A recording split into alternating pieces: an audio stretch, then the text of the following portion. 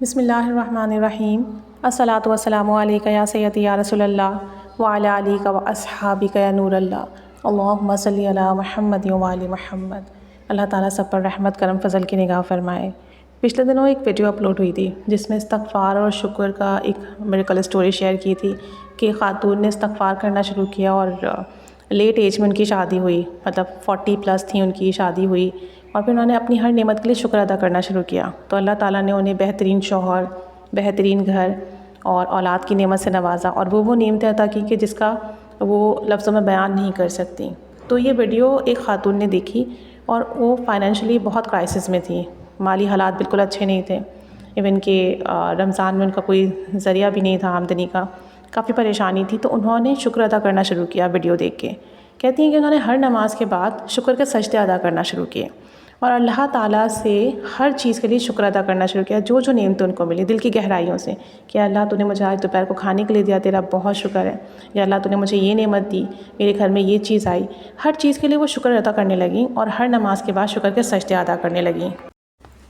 تو کہتی ہیں کہ اس کی بہت برکات دیکھنے کو ملی، اور ایک وہ سورہ مائدہ کی جو آیت ہے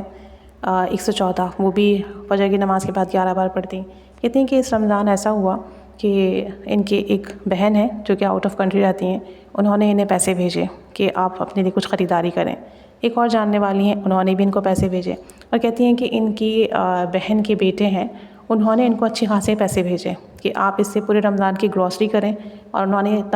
تاکید بھی کی کہ آپ نے اس سے کوئی میڈیسن وغیرہ نہیں لینی، آپ کے ٹریٹمنٹ کے لیے جو بھی پیسے چاہیے ہوں گے وہ میں الگ سے دوں گا، یہ رمضان کی گروسری کے لیے پیسے ہیں، آپ اس میں کپڑے بنائیں اور گروسری کریں۔ کہتی ہیں کہ میں جتنا شکر ادا کروں مالک کا کم ہے، اس رمضان ہر نعمت میرے دسترخوان پہ موجود تھی۔ ایون رمضان ختم ہو گئے لیکن جو گروسری کی جو بھی سامان وغیرہ خریدا تھا وہ اب تک باقی ہے۔ اور کہتی ہیں کہ رمضان میں بھی ایسا ہی ہوا کہ افطار سے پہلے نہ جانے کہاں کہاں سے میرے گھر افطاری آئی، مطلب جو چیز کھانے کا دل چاہتا وہ میرے پاس آ جاتی۔ کہتی ہیں کہ اللہ کا جتنا شکر ادا کروں کم ہے، اور بتاتی ہیں کہ ایک اور ہمارے عزیز ہیں جن سے سالوں سے ہمارا کوئی کانٹیکٹ نہیں تھا، کوئی رابطہ نہیں تھا، نہ انہیں ہماری کوئی خبر نہ ہمیں ان کی کوئی خبر، اور اچھے خاصے ویل آف وہ تھے، اور جبکہ پورے خاندان کو پتہ ہے کہ ہمارے مالی حالات اچھے نہیں ہیں، انہوں نے رابطہ کیا اور انہوں نے عیدی کے طور پہ پیسے بھیجے۔